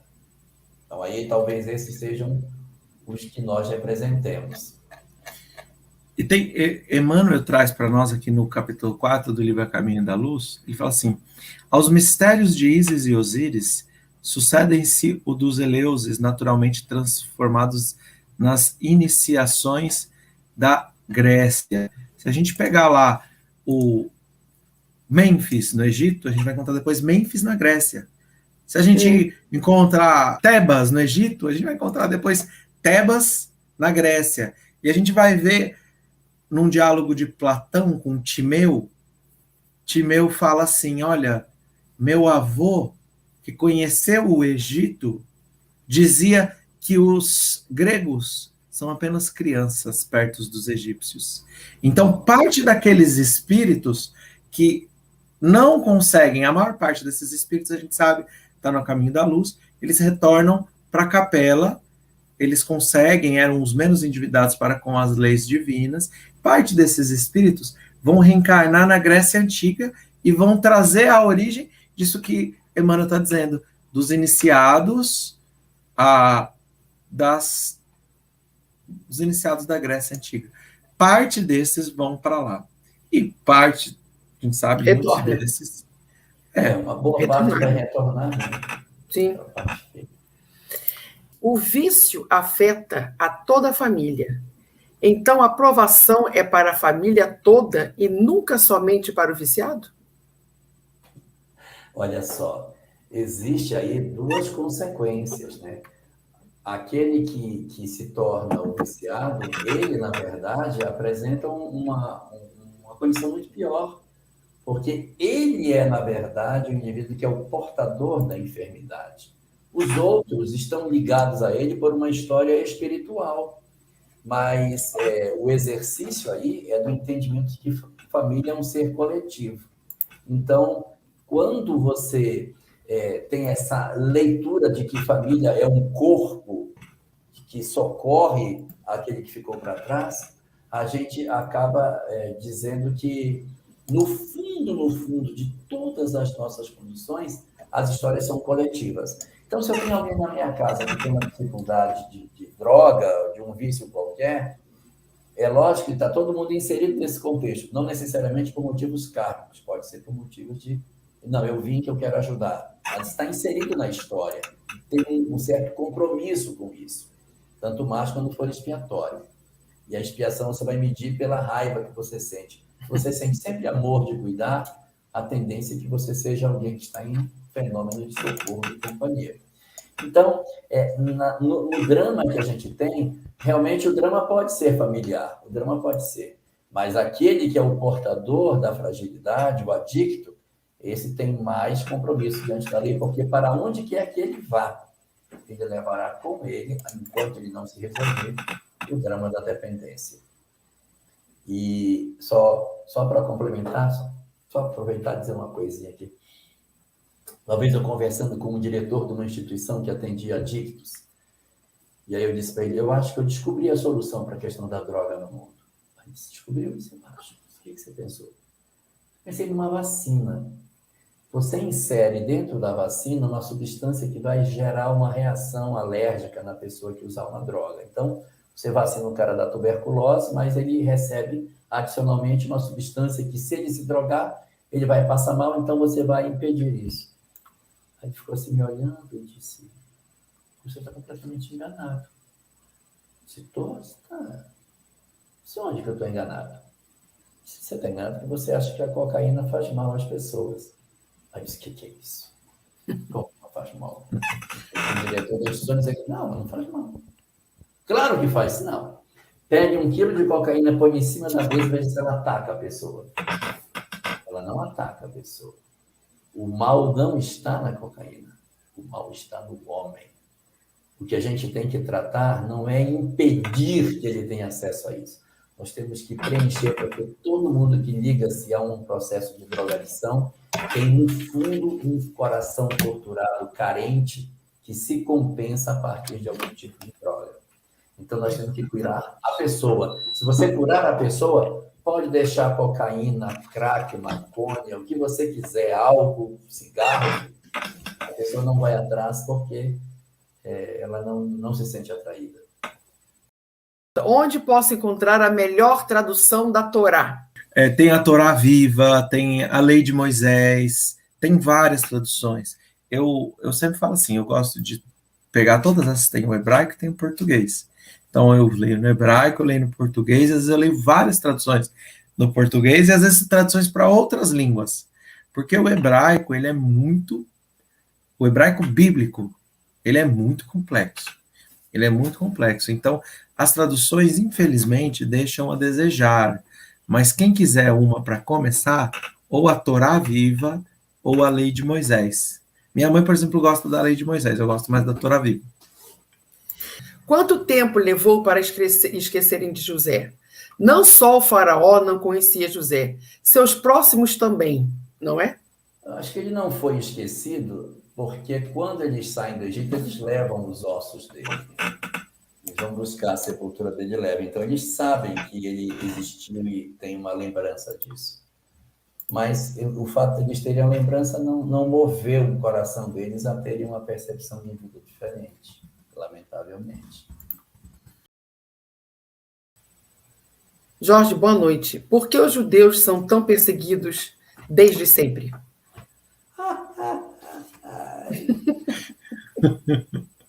Eu vou deixar para lá. Não. Olha só, Graça.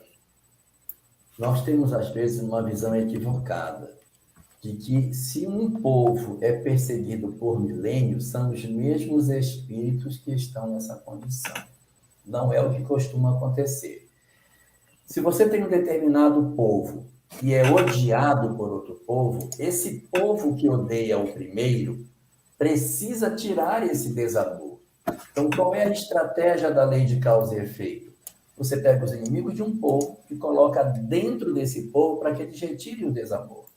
Aí eles vão nascer dentro. Então, com o tempo, você não vai ter mais o traço original daquele povo primeiro, porque os inimigos entraram. Eu vou dar um exemplo de como isso aconteceu na história da humanidade. Nós tínhamos os cristãos. O movimento cristão era só feito de cristão. Só gente que se entregava no circo, o leão comia, se arrastava, queimava no poste, o cavalo rasgava, e era aquela coisa. E os pagãos odiando cristãos. Qual foi a solução da lei de causa e efeito? Pegar todos os pagãos que odiavam cristãos, olha, vocês agora vão nascer dentro do cristianismo, para aprender o que é cristianismo e parar com esse ódio que vocês têm para entender a doutrina por dentro. Quando você volta na Terra 500 anos depois, você encontra um cristianismo todo modificado.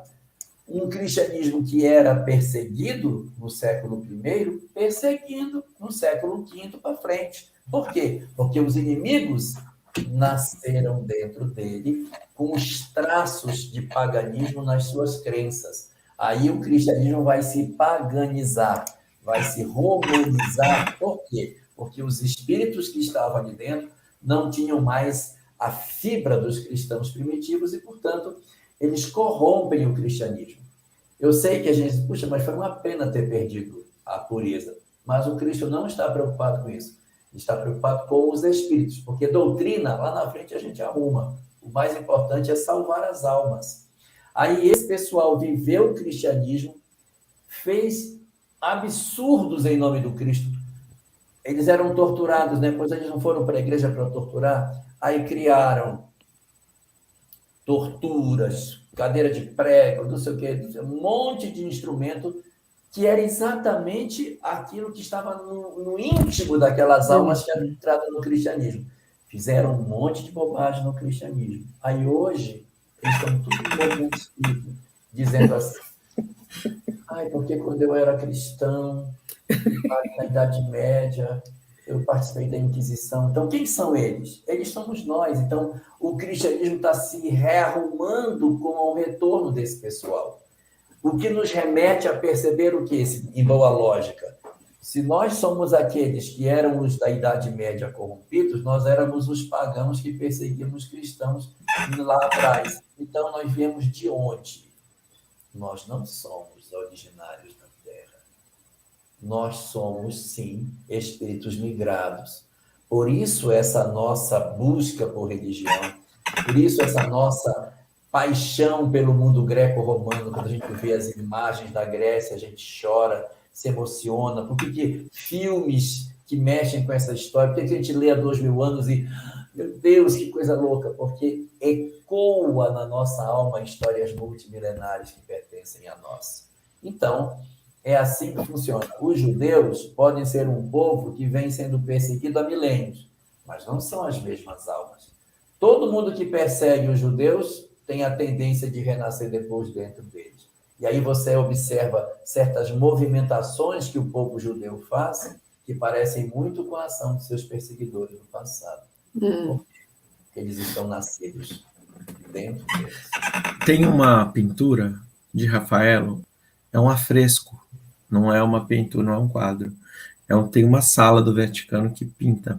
E lá está sendo discutida o concílio do qual discute a virgindade de Maria. Ele retratou ela. E quando você olha aquela pintura, é muito interessante, porque você vê o Templo de Jerusalém. Você vê ali os saduceus, vamos colocar, se reunindo para tomar determinadas decisões. É exatamente a mesma coisa. Igual Exatamente. É impressionante. E você vê aquela pompa para decidir, e você percebe assim, as características, né, que é um dos maiores gênios da arte que passou por esse mundo, percebe os detalhes. Mas é muito, muito interessante, vale a pena procurar, porque você percebe isso que o Elahá está falando. Você percebe que só mudou de lugar. É só o processo de... Só muda a casca. Sobre os vícios morais. Como explicar que espíritas se deixam levar por pseudos gurus que trazem fórmulas da felicidade? Na verdade, o que acontece? O fato de sermos espíritas não nos confere uma condição de excepcionalidade diante da lei. Quem são os espíritas? São muitas das almas que fracassaram em diversas outras doutrinas. Esse nosso interesse por religião não nasceu nessa encarnação. Se você for perceber, boa parte dos espíritas, desde novinho, tinham interesse por coisas religiosas, tinham interesse por igreja, tinham interesses por assuntos de religião, não necessariamente cristãos, mas estavam atrás. Eles têm uma coisa, um chama para aquilo que é espiritual. Eles não são espíritos alheios a tudo isso. E de onde veio esse clamor pelo aspecto da espiritualidade? Vem das experiências pregressas que eles tiveram.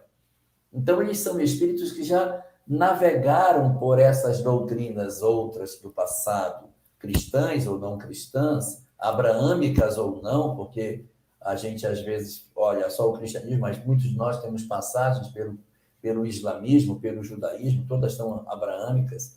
Então, ou não foram abraâmicas, são védicas lá do Oriente. Então, você passou por várias coisas. Então, a gente traz dentro de nós os ranços das nossas experiências passadas, em que a gente está atrás de uma solução mágica, que nunca deu certo, nunca deu certo. Por quê? Porque em todas as religiões, sem exceção, a mensagem é sempre a mesma, vai para dentro. Todas dizem isso, vai para dentro. E em todas a gente foi para fora. A gente cria sacerdotes, raspa a cabeça, põe uma roupa diferente e vai para fora, mas não vai para dentro. Vai para fora, não vai para dentro. E aí o tempo vai passando, aí vem Jesus, vai para dentro, aí não, eu vou para fora, vai para dentro, não vou para fora, tudo. Aí vem João Batista, vai para dentro, não, eu vou para fora, vou me batizar. Então, a gente vai sempre para fora, para fora.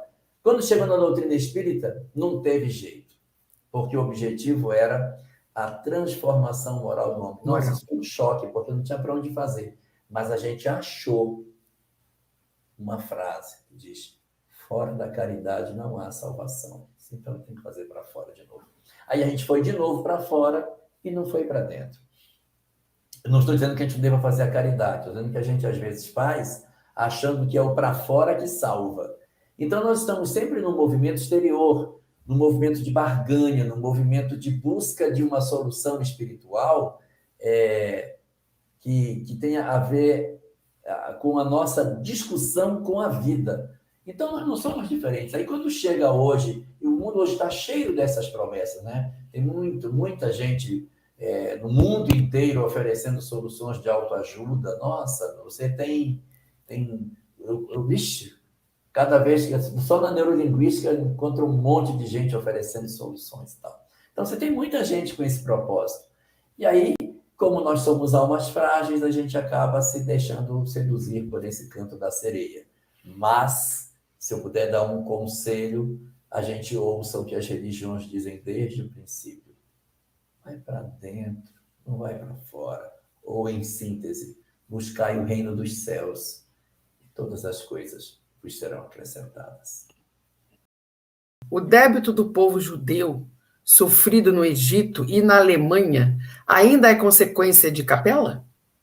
Na verdade, quem está na pele de judeu já não é mais o mesmo povo. Isso já veio migrando, trocando ao longo do tempo. Nós não temos mais o mesmo povo nessa pele milênios sem sair dele. Qual a dificuldade dos ocidentais em entenderem as religiões orientais? Se eu disser uma coisa, você vai ficar preocupado. O cristianismo não é uma religião ocidental. O cristianismo é uma religião do Oriente. Observe onde Jesus nasceu. Ele nasceu onde? Oriente Médio. O Ocidente é que ocidentalizou Jesus, mas ele é uma mensagem oriental. A gente sempre olha como mensagem oriental as que estão da Índia para lá, do Nepal para lá. Mas Jesus é uma mensagem do Oriente que a gente importou para o Ocidente. O nosso problema com as religiões que não são do braço abraâmico, que são as religiões védicas, as tipicamente consideradas religiões orientais, é porque elas têm uma matriz muito distante da nossa. Nós fomos criados dentro de um formato judaico-cristão. E o trabalho que a Igreja Católica fez de nos ensinar o Velho Testamento e o Novo, ao mesmo tempo que ela nos aproximou dessa mensagem, ela nos afastou da outra. nós ficamos longe da mensagem de Buda, da mensagem de Krishna. As pessoas não têm acesso a isso. Então, é muito mais por ignorância do que propriamente por uma questão de nós realmente termos dificuldade. Para você ter uma noção, nem mesmo o islamismo a gente tem proximidade. E o islamismo não era tão longe do cristianismo. É muito próximo, é na Arábia, pertinho, mas a gente não importou os conceitos do islamismo. E nós, muitas vezes, dizemos assim, os muçulmanos, os islâmicos, eles são radicais, eles são intolerantes. Aí a gente pergunta, você já leu o Alcorão? Então você também é intolerante, porque você diz, não nem quero ler. Então você também é intolerante. Porque uma das características da intolerância é não querer nem se aproximar daquilo que é diferente de você. Então, nem que seja para a gente conhecer, para poder ler, tirar as coisas preciosas que tem, vale a pena conhecer, não é? Mas a gente tem um processo de repulsa. E aqui, me estendendo um pouco na resposta, vou comentar uma coisa aqui. Existe um historiador que chama Peters, ele fez uma obra chamada Os Monoteístas, então ele faz um histórico das religiões abraâmicas, o judaísmo, o cristianismo, depois o islamismo. Ele fala uma coisa bem curiosa. Ele diz que antes das cruzadas, a imagem que o cristão tinha do que era o Satanás era de um bicho. Se você pegar as pinturas da Idade Média antes das cruzadas, ele era tipo um lobo, ele era cheio de pelo. Depois das cruzadas, a figura de Satanás se torna um homem. E se você olhar, ele é um árabe. Ele tem o nariz aquilino, ele tem o queixo de árabe, o bigodinho do árabe. Ele parece um gênio da lâmpada. Olha o gênio da lâmpada e olha a figura do Satanás e veja como eles são iguais. Esse processo é uma mensagem subliminar que veio sendo colocada ao longo dos séculos para uma demonização da compreensão do que seja o islamismo. Então, nós, de maneira subliminar, fomos absorvendo que a imagem do Satanás tem a cara dos árabes. E isso foi fazendo com que a gente dissesse, não, isso aqui, então, Deus me livre. E aí você vai, mesmo que inconscientemente, fazendo um movimento de rejeição. Então, só para a gente perceber como a gente, às vezes, sofre um processo de mensagem que vai se perpetuando no tempo e vai corrompendo certos valores que a gente tem. O que o Espiritismo ainda não consegue responder?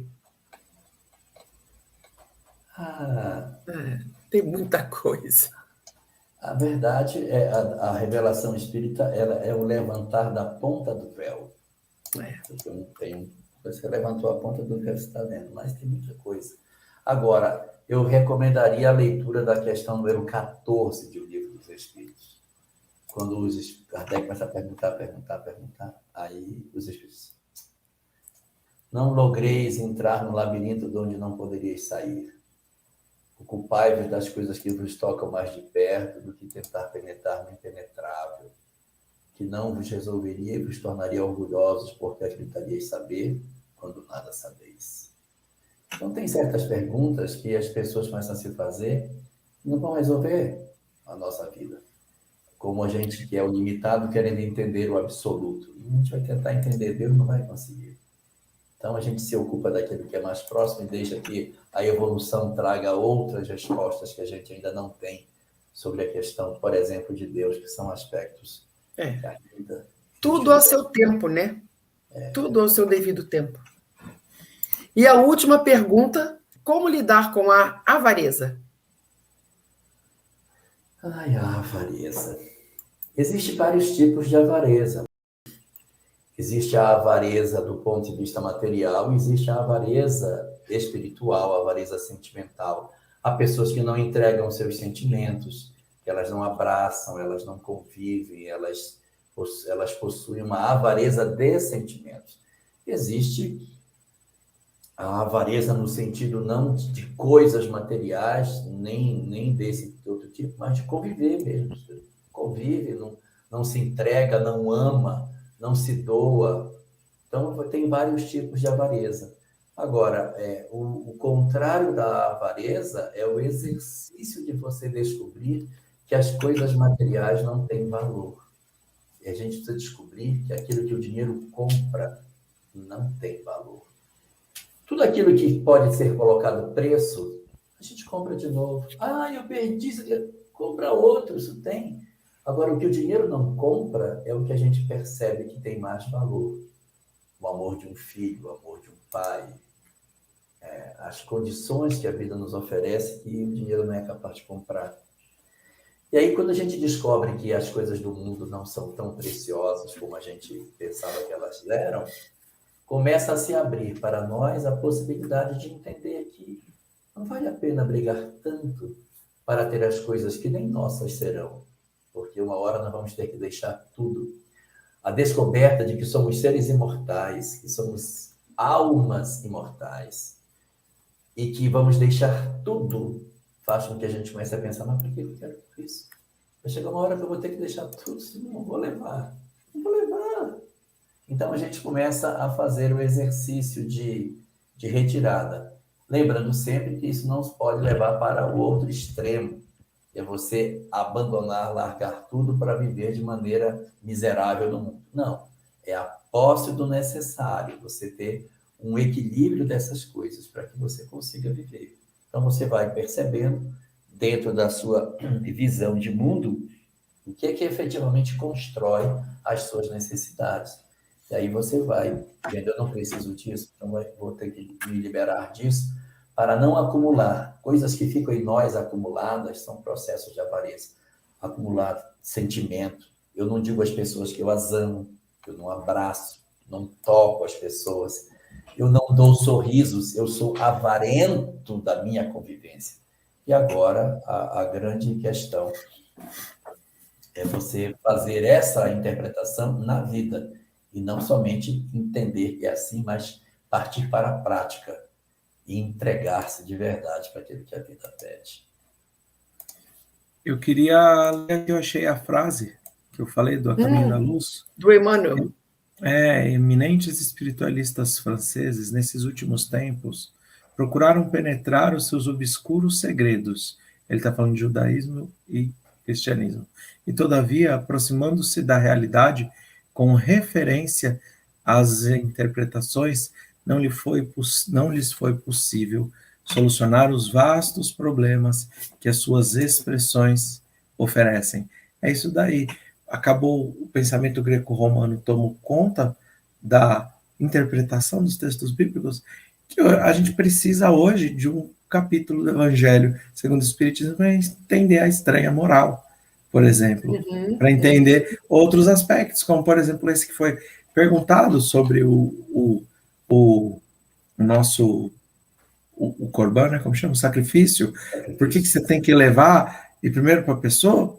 São elementos que acabaram ficando tão distantes dentro dessa mudança de pensamento que a sociedade por si só, a humanidade por si só, vem buscando uma reaproximação. A gente não encontrava isso, gente, não vou falar muito tempo atrás, não. A gente não falava isso há muito tempo atrás. O Elahá, acho que viveu um pouco mais que eu, mas o pós-Segunda Guerra Mundial, a gente começa assim, naquele primeiro momento, você não podia chegar e falar para todo mundo que você era judeu, as pessoas não queriam falar. Depois... Aí, ó. Minha mãe dizia para nós assim, se perguntarem de onde veio o sobrenome de vocês, que é Elahá, digam que é francês. É isso aí. Meu pai também não deixava a gente falar. É francês. Seu nome é francês, que é Elahá, porque Marrocos tinha sido uma possessão francesa. Então a grafia era francesa. Se perguntarem, nós somos franceses. E eu tenho um tio que tinha uma outra estratégia, a minha família é do Marrocos, né? E aí o pessoal dizia assim, esse seu nome aqui é de onde? Ele dizia do Marrocos. Mas aí não dizia nem que era judeu e nem que era árabe. Exatamente. Do Marrocos, minha família é do Marrocos, pronto. Ficava aí. Mas falar que era judeu, nem pensar. Minha mãe disse, você negue o que você puder. Se perguntar, não sei, não, sou não.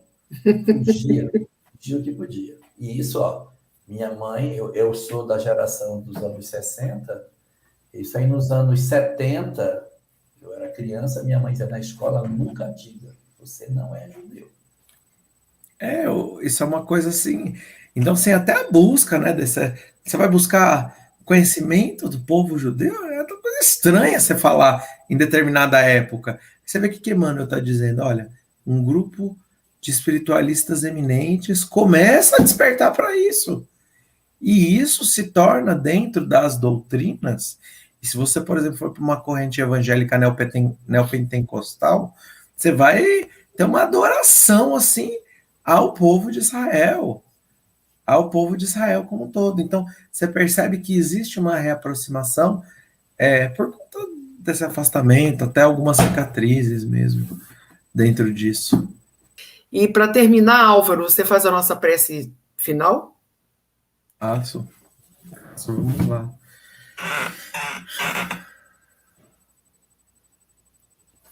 Então, agradecemos mais uma vez a oportunidade de despertarmos o nosso conhecimento para, quem sabe, com pequenos passos, possamos nos aproximar do espírito por detrás da letra, do perfume da primeira revelação, em agradecimento a todos aqueles que nos auxiliam com a luz da doutrina espírita, e que nós possamos nos inspirar no processo do qual aprendemos no dia de hoje, para trazermos um pouco ao nosso dia a dia e, quem sabe, iniciarmos o processo de libertação de tantos vícios milenares ou que se perdem no fio dos tempos, para que assim nos tornemos livres no espírito e nos aproximemos do Cristo com os nossos corações. Muita paz a todos e uma boa noite.